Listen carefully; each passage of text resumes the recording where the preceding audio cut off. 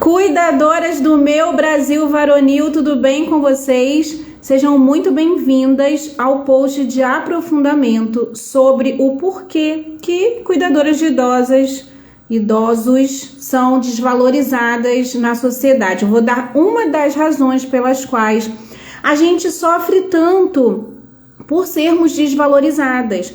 Uma dessas razões é uma razão cultural, é uma razão que passa pela origem, né, de como que um cuidador de idoso foi constituído, que é uma origem totalmente informal.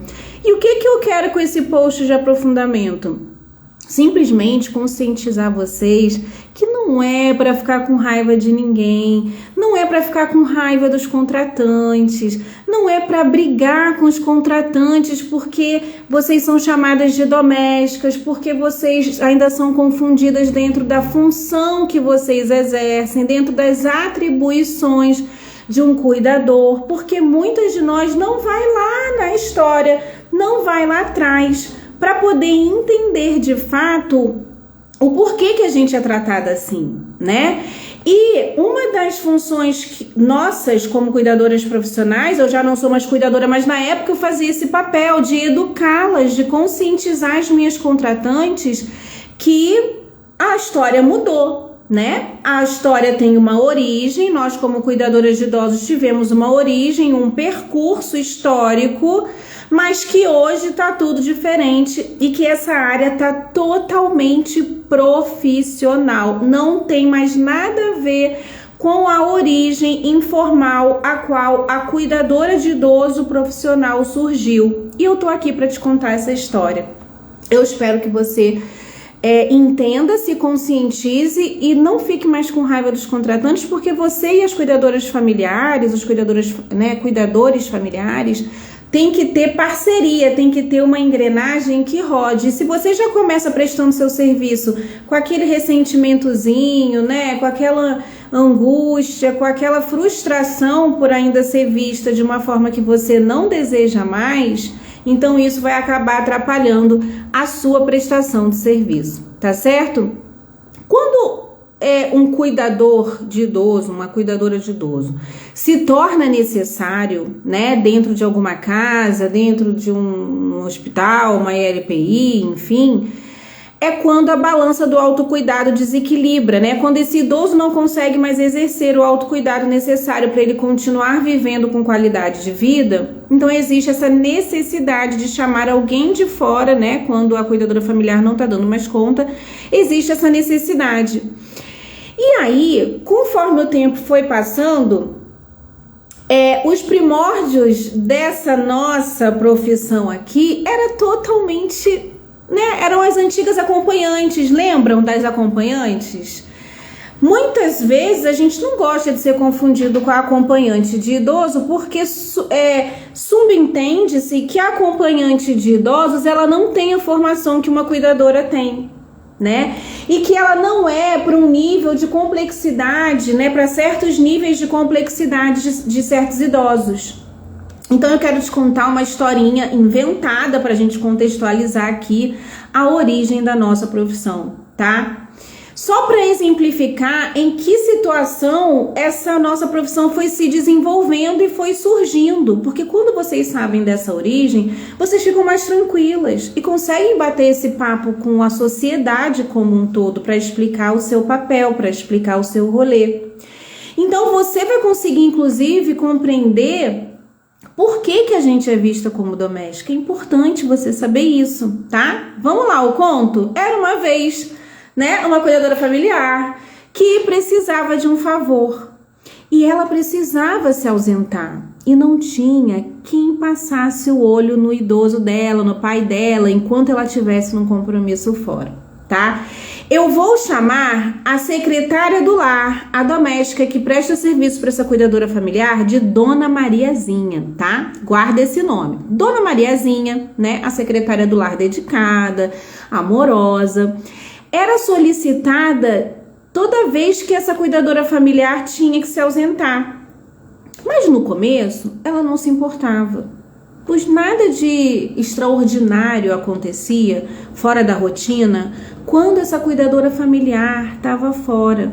Então, a dona Mariazinha, ela, diante ali das coisas da casa, ela ia ofertando água, ela ia fazendo companhia, ela ia administrando as refeições, os medicamentos, enquanto a cuidadora familiar, entre uma tarefa e outra, conseguia cumprir todo o seu cronograma familiar de compromissos, conseguia ir no banco, pagar suas contas, fazer compras de mercado, conseguia ir na manicure, na academia, conseguia fazer cursos, e Dona Mariazinha lá sempre quebrando o galho, da cuidadora familiar.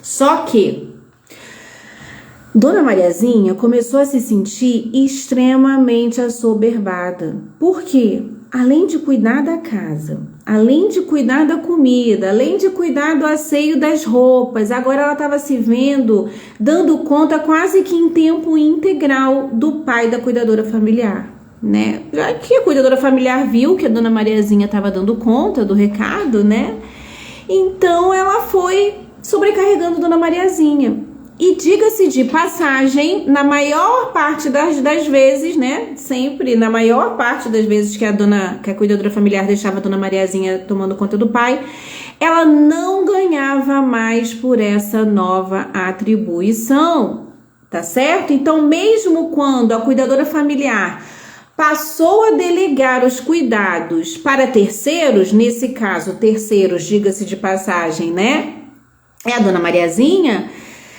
pela cuidadora familiar pensar que ele fazia de tudo para casa, para o idoso, então automaticamente ele cobrava do cuidador formal a mesma atitude.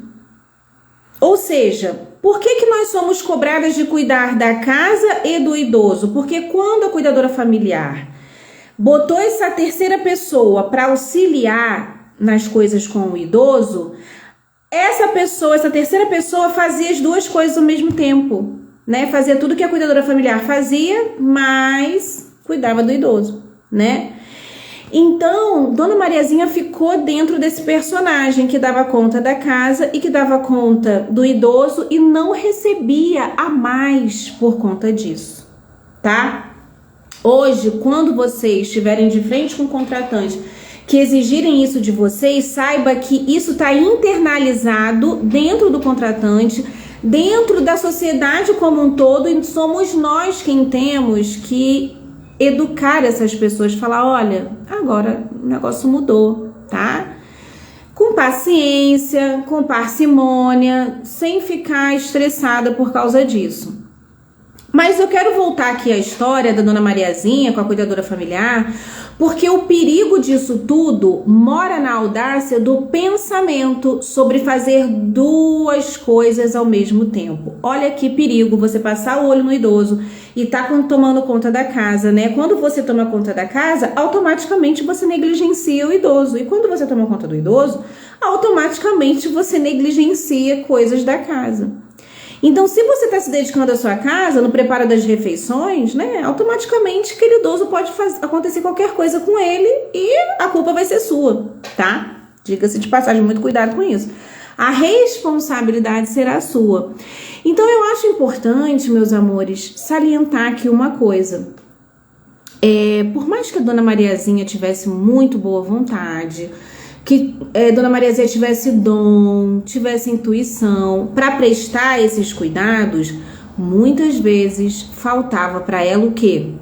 Conhecimento técnico, Habilidades socioemocionais, competências inerentes à prestação do serviço em si, que, hoje nós sabemos que é uma prestação de serviço específica, que a gente tem que estudar muita coisa para estar atendendo o idoso hoje em dia.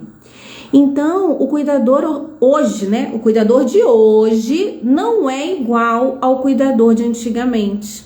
O processo de envelhecimento também, meus amores, e a evolução de certas patologias tornou essa prestação de cuidados bastante complexa, exigindo de cuidadores de idosos formais um olhar amplo um olhar holístico, um olhar multidisciplinar e um olhar científico.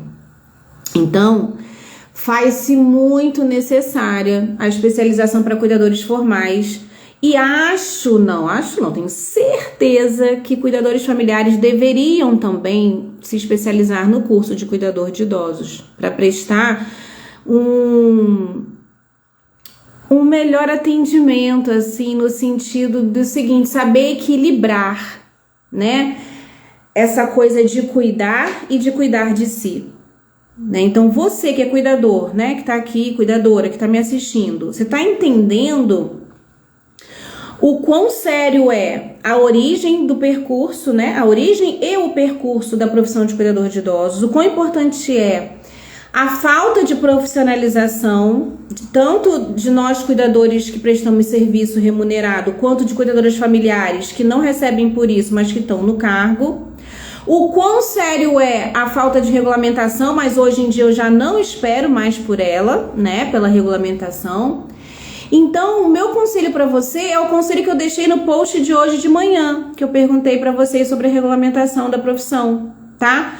Para que você possa prestar um melhor serviço e ser reconhecida e valorizada, você pode e deve fazer cursos livres, todos que você puder, para enriquecer ainda mais os seus conhecimentos sobre o universo do idoso. O que eu fiz para ir conhecer o universo do idoso e ser diferenciada, me destacar, né, dentro da profissão de cuidador? Primeiro, eu me especializei numa doença que o boom, né, tá assim em voga, que é o Alzheimer.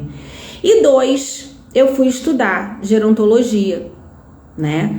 Então, assim, gerontologia é o que eu aconselho que cuidadoras de idosos estudem, né? Porque é o conhecimento científico que trata de estudar o processo de envelhecimento. E nós sabemos que há diversos tipos de velhice e é importante que a gente esteja inteirada de todo e qualquer tipo e processo de velhice, tá bom? Esse era o recado que eu tinha para você hoje. Eu espero que nunca mais você fique irritado com seus contratantes, porque a maioria deles pode ser que uns queiram se aproveitar mesmo, porque eles estão querendo um 2 em 1, eles estão querendo uma doméstica e um cuidador de idosos e pagar o menos possível, mas possa ser também que muitos deles ainda não estejam vendo com esses olhos que a gente vê a nossa profissão, tá? Explica para eles direitinho, com amor, diz que você é parceria e que você tá ali para auxiliar com esse olhar multidisciplinar, com esse olhar humanizado, com esse olhar científico e que você investe em você para poder dar o seu melhor atendimento. Beijo no coração de vocês, obrigada por terem ficado comigo. Compartilhem esse post que eu vou botar no meu feed para o maior número de cuidadoras de idosos possíveis, tá certo? Até a próxima!